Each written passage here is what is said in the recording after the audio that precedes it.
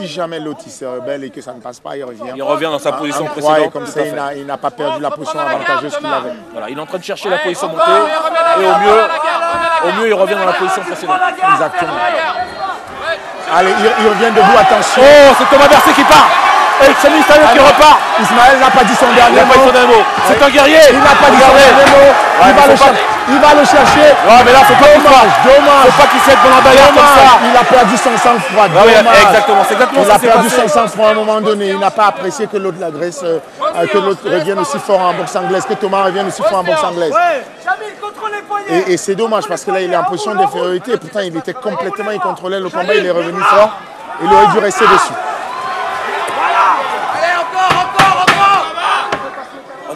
On a la visite là de l'organisateur Raïd qui va nous dire ce qu'il pense jusqu'à présent de l'événement et de ce combat. D'abord, je vous remercie, merci à tout le monde, merci à toute cette équipe. Je pense que la soirée se passe bien. Attention, il y a Ismaël qui passe à Kimura. Il faudrait. Merci beaucoup et bravo pour le show. Il faudrait que Thomas passe son genou au-dessus du bras qui est pris parce que ce bras il est en danger. Ok, il vient de se mettre à la big stop. Il était temps parce qu'il y a. Pas la bagarre. Chamil, pas la bagarre. Se jeter de façon désordonnée dans la bagarre et c'est ce qui lui a valu justement cette perte de contrôle à un moment donné. Je pense qu'Ismailov revient avec beaucoup de sérénité et beaucoup de calme. Je pense qu'il regrette de s'être jeté et qu'il est... Voilà. On voit bien qu'il touche et il ressort. Il ressort de façon à avoir la bonne distance. Cette fois-ci, c'est lui. Il a le bras dessus. Il ramène et il repasse la garde directement. Il repasse la garde directement. Et il est fort, on le sait, tout à l'heure, il était dans cette position. À cette position, il est super puissant.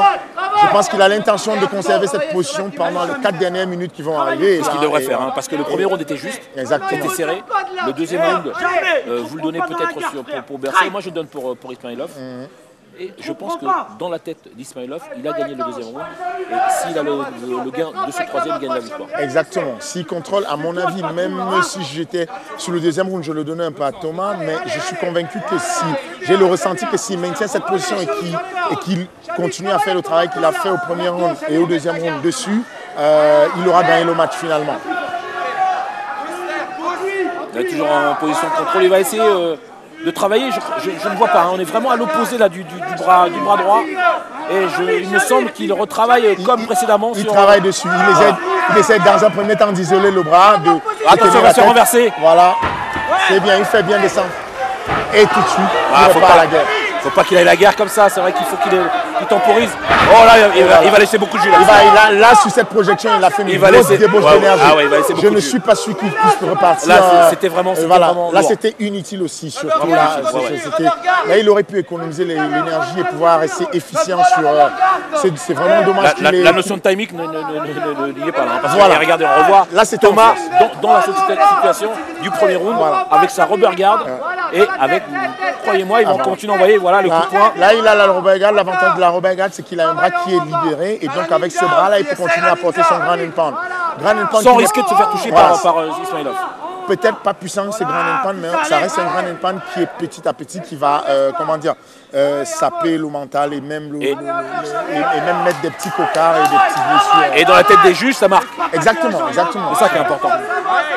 Là, pour lui, il est important qu'il marque des points parce que le combat risque d'aller à son terme et il faut impressionner les juges, il faut marquer des points pour gagner le round. Alors, je vois l'arbitre qui s'impatiente, peut-être il n'apprécie pas cette rubber. Chamil s'en sort et je ne comprends pas pourquoi il ne laisse pas Thomas revenir debout. Parce qu'il veut marquer quelques low kicks, rester toujours actif et toujours, on est dans le dernier round, il faut marquer des points dans l'esprit des juges et voilà, montrer qu'il est actif. Voilà. Il est dans son bon droit, chez Ismailov. C'est à l'arbitre de les lever, tout à fait. Et ça repart.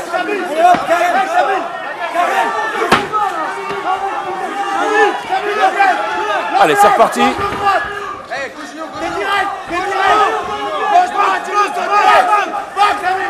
Ça repart fort. C'est dommage, il manque de précision. Tentative de coup de genou sauté.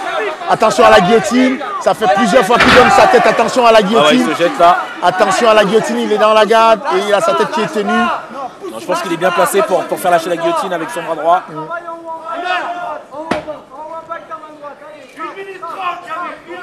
Mais encore une fois, je crois que il est sorti. Il est sorti. Bon. Il est juste dans la garde de Thomas Berset qui va va repartir, bien pour sûr. La regarde, et donc, on ne va pas changer une technique qui marche. Hein. C'est clair.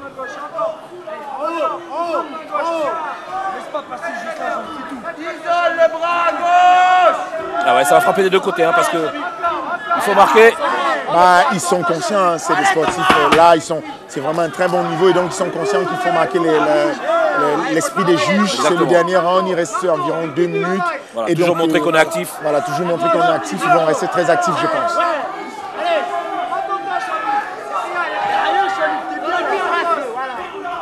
Ah ouais, maintenant c'est Ismailov qui frappe un peu plus que. Voilà, il est reparti, il a réussi à se redresser. Je crois qu'on arrive à la fin là, de ce round. Voilà. Il reste très actif, Ismailov. Il veut vraiment impressionner les juges. Alors, l'avantage de ce qu'il fait, c'est qu'il empêche l'autre de se relever. Du coup, il s'économise énergiquement, mais il continue quand même à marquer les points. Bien sûr, on envoie ses coups de pied. Il n'y a plus de combat, il ne prend pas de risque, mais il marque les points. Exactement. Ouais, 100% d'avantage pour Ismailov. Voilà. Dommage, il retombe dans la gare. Ah ouais, alors ça, le problème après, c'est de ne pas s'impatienter. C'est ça, c'est qu'on fait quelque chose qui marche, mais on se dit que c'est peut-être pas juste, c'est pas combattre. Donc à un moment, on va quand même là où il ne faudrait pas aller. C'est très bien ce qu'il faisait. C'est l'arbitre de faire signe si jamais il y a un problème. Voilà, c'est terminé. C'est terminé, magnifique. Alors mon cher Bertrand, la victoire. And after 3 rounds of real war, we go to the judges' scorecard. All 3 judges scoreless, a unanimous decision for Shamil Ismailov. Ça a été moins serré qu'on imaginait parce que les 3 juges ont vu Shamil. Une petite danse de Shamil.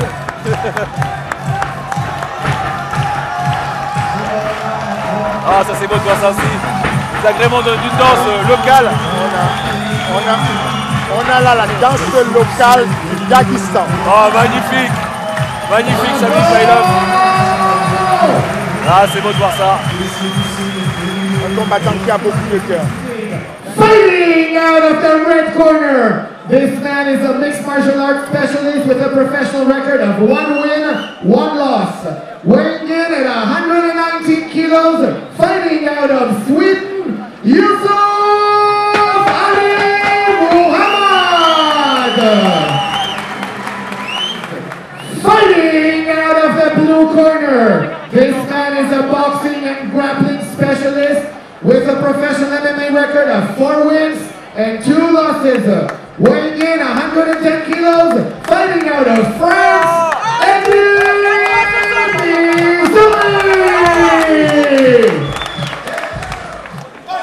c'est parti, hein. Youssef Ali Mohamed, point rouge, short noir et bleu.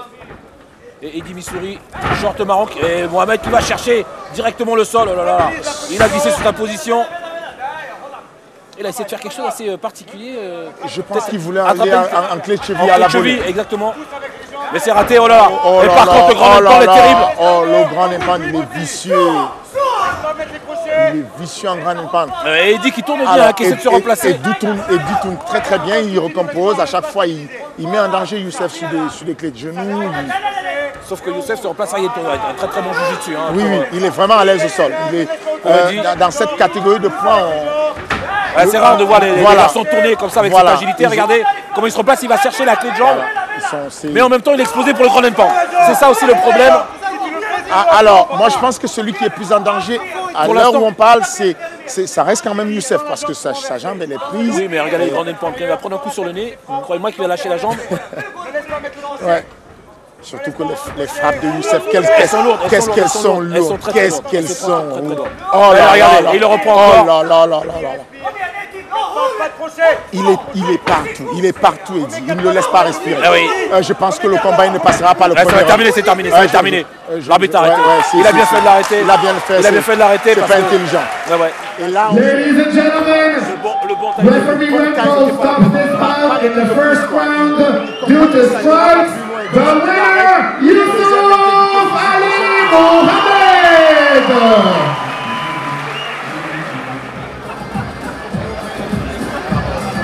Ladies and gentlemen, introducing the 9th fight of the night. just before we move on to the co-main event. This fight is in the 93 kilogram category. And first, introducing, fighting out of the red corner. This man is a Muay Thai and Jiu-Jitsu specialist with an MMA record of 7 wins, 1 loss, and 1 draw. Fighting out of Fight Move Academy, originally from Brazil, Enrique Shigemoto! Fighting out of the blue corner, this man is a Thai boxing specialist with an MMA record of 11 wins and 11 losses. Fighting out of Sweden, Matti Makela Asmad! Rouge, short blanc, Shigemoto. Et coin bleu, short noir et blanc, Makela, le Suédois. C'est parti. Et on commence à jouer une projection là pour le Japonais. Là, ça repart debout. On est au clinch. Alors, Bertrand, 93 kilos, ça commence à être lourd, ça commence à frapper lourd. C'est solide et c'est vif. C'est vif en même temps, c'est puissant. C'est le croisement de la force et de la vitesse. Et voilà, et la puissance tout simplement. Et sur des frappeurs, on voit souvent des KO dans cette catégorie, parce que quand ça frappe et quand ça contacte, ça fait mal.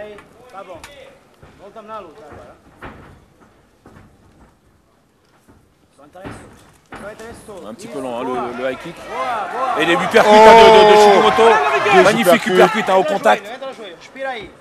Et il a bien fait, hein, Makela, de fermer la distance parce que ça commence à être dangereux pour lui. Beaucoup de calme hein, du côté du Japonais. Il pose son travail. Shigemoto. Il a 2 bras en dessous. Hein. Ah, le underhook là, de Makela. Il va prendre une position un petit peu. Underhook, bras sous l'aisselle.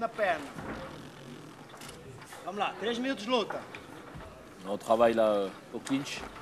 Essayer de prendre ses positions. Il fait un bon travail, contrôle avec la tête. Il contrôle la tête de l'autre avec sa propre tête. Attention. Makela qui est placé pour projeter. Mathieu il a accroché. Eh oui, voilà. Eh ouais. Alors par contre, il est parti comme un enfant un petit peu. Hein, Shigemoto. Est-ce qu'il va travailler sur la jambe? Non, le grand end pound de Makela. Attention. Ouais, il faut contrôler. Hein. Alors, il est quand même impressionnant, Matti Makela, avec son calme et sa manière d'avancer tout doucement, mais sûrement. Mais sûrement, vous avez vu la projection, elle venait de nulle part, tranquillement. Je ne pensais pas qu'elle réussirait et finalement, Shigemoto s'est retrouvé sur le dos. Avec tout de suite suivi d'un coup de poing qui aurait pu lui faire très mal. Il contrôle avec son coude là. Ça va par autre chose. Là, il appuie, hein, regardez, avec son coup de gauche. Il continue à appuyer, il va sûrement chercher avec le bras droit, aller chercher à frapper. Non, c'est le bras gauche. Shigemoto qui a du mal au sol. Hein, Et à chaque fois où Enrique essaye de placer son coude droit par terre pour se relever, il y a tout de suite une... Oh, la droite. Elle a trouvé sa cible. Il est méticuleux, mais vraiment. Parce qu'il est puissant, il a des frappes lourdes. Enrique Shigemoto qui essaye dans cette position d'aller chercher une clé de jambe pour déstabiliser et changer un petit peu de position. Mais pour l'instant, attention. Clé de talon, attention. Attention, la clé de talon. Ouais, il a bien tourné. Il tourne dans le bon sens. Il a bien tourné, il faut chercher le grand end pound maintenant. Il faut qu'il contrôle la tête déjà. Et tout de voilà. Le grand end pound va le pousser à lâcher tout de suite. Non, il aurait dû rester en grand end pound complètement. Parce que là, il va se faire attaquer entre les genoux. Et il n'est pas bien là, sur la jambe. Ah là, c'est bien, c'est bien le grand end pound. Il est obligé de faire ça pour sortir de cette position. Et il contrôle la tête et c'est bien, il est sorti d'affaire. Voilà, il est sorti d'affaire. Il s'éloigne à nouveau de ses jambes. Il prend la montée. Par contre, il prend voilà. Et en position montée, là ça va être compliqué hein, pour Shigemoto parce qu'il essaie de le bloquer pour l'empêcher de frapper. Voilà, on va pousser sur le front. Il faudrait plus qu'il pense. Et attention. Faudrait qu'il pense tout de suite à faire un sacrifice et prendre. Exactement, voilà, c'est ça. Voilà. Pousser sur le coude, voilà. Pardon, sur le genou. Sous le genou. Pour sortir une jambe. prendre la demi-garde et revenir en face. Exactement. Il donne le dos, attention, attention, il donne le dos. Et il va revenir, Dommage, Oh non. dommage. Il manque de Et c'est la fin du combat. C'est la fin du combat. Il est pris l'étranglement À arrière. mon avis, c'est la fin du combat. Il a été terminé, c'est terminé. Voilà, il a finalisé. Et un travail méticuleux de Maki Makela, vraiment. C'est juste impressionnant. Tout doucement, tout tranquillement, il a imposé son rythme. Il a amené son qu'il sol voulait et il a tout fait doucement. exactement ce qu'il a voulu. And the winner by submission in the first round, Maki Makela of Il n'a 5. pas réussi à reprendre l'initiative par 2 fois. This man is a Brazilian Jiu-Jitsu black belt with a professional record of 7 wins, 2 losses, and 1 draw. Fighting out of our beautiful city of Geneva, Marcelo Costa da Silva.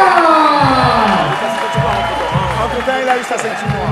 Fighting out of the blue corner, this man is a former UFC fighter, WEC champion, boxing and wrestling specialist with a professional record of 16 wins and 8 losses. Introducing Damasio Page. Damasio Page qui développe un peu l'idée de l'homme de caverne, hein. La barbe, le short qui voilà. Il est en place. Voilà, Allez, c'est parti. Damasio Page, coin bleu. Marcelo Costa, coin rouge. On a tous les deux des shorts noirs et blanc. et blanc avec un fuseau pour Marcelo Costa. Ouais, Marcelo Costa qui va chercher tout de suite. Tout de suite, il annonce la couleur, il veut le sol. Il va aller chercher le sol. Et le magnifique sprawl de Damasio Page qui veut boxer. Ah, il n'est pas d'accord, il ne veut pas aller au sol. Il veut pas aller au sol. Il a tenu au respect assez facilement d'ailleurs. Derrière, il place l'uppercut maintenant en contre. C'est bien, il est insistant. Costa, il ne lâche pas l'affaire, il est insistant. Il a un bras dessous, il continue à pousser, mais il ne trouve pas la solution pour amener Damasio au sol. Il lui bloque bien le bras. Et Damasio qui recule et qui ne se laisse pas compter. Il part avec les genoux là sur les cuisses.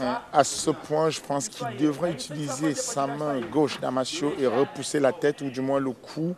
C'est ce qu'il essaie de faire précédemment d'ailleurs. Voilà. Parce que en général, en général, ce qui se passe, c'est que on continue à essayer de pousser les épaules ou le buste, mais c'est une partie super forte. Alors il faut aller sur le cou, là, voilà, ça provoque. Voilà, ça provoque, voilà. Il a un étranglement en fait, il a des cervicales. Attention, coup bas. Non volontaire, il faut le préciser. Hein. Je pense que c'était non volontaire. Non, on connaît Marcelo Costa, c'est pas quelqu'un qui. Voilà, c'est pas des habitudes. Non, pas du tout. Ouais, c'est involontaire. Le règlement lui donne 5 minutes de récupération s'il le souhaite. Mais je pense qu'il va repartir tout de suite. Allez, c'est reparti. En effet, c'est parti.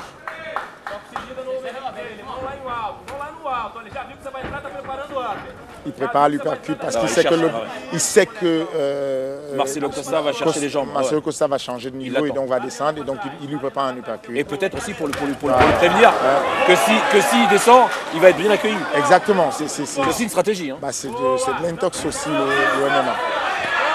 C'est de la dissuasion qu'il fait. Dissuasion, exactement. Et il a son amène au sol. Il a même le dos.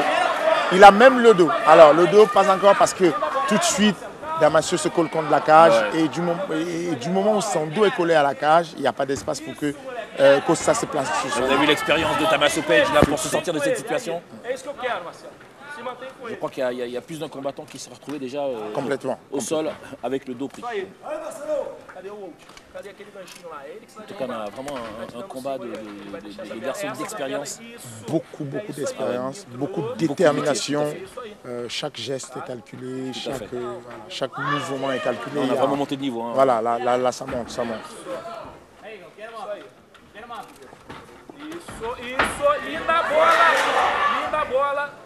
Une autre tentative d'amener au sol qui vient d'avorter.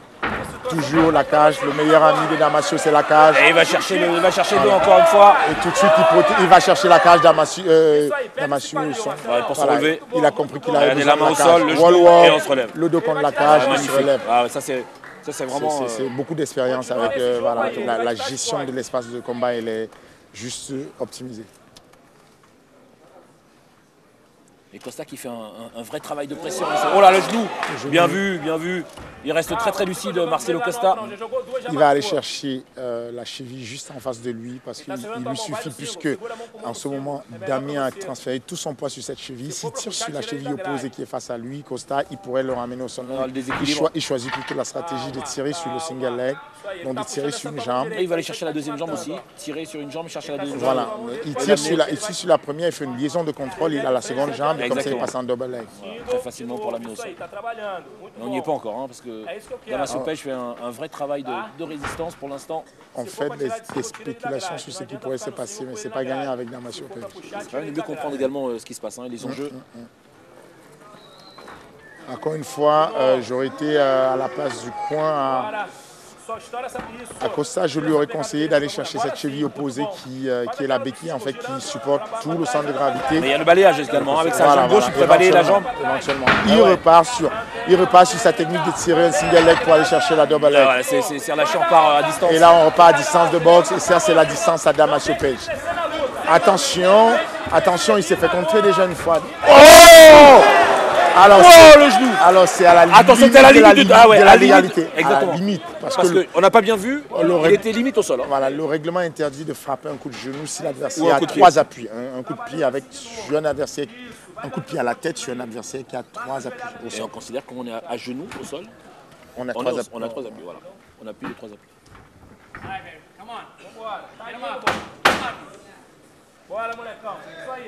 C'est Marcelo Costa qui presse sur Damaso Page. On n'est pas loin de la fin du premier round, Bertrand. Et voilà, c'est terminé. Très belle.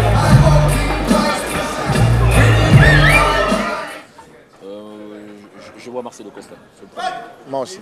Il a vraiment été très décisif sur les amener au sol, sur la prise de dos. Tout à fait. Un petit peu loin pour Damaso Page. Ce coup de poing. Il essaie d'aller chercher maintenant Damaso Page.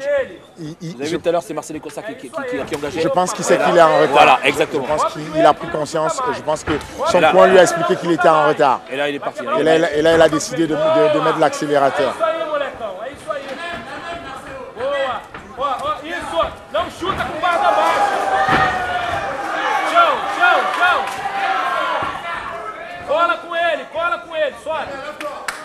Il veut faire le combat debout, hein. Damaso Page, c'est clair. C'est clair, il annonce la couleur, il veut rester debout.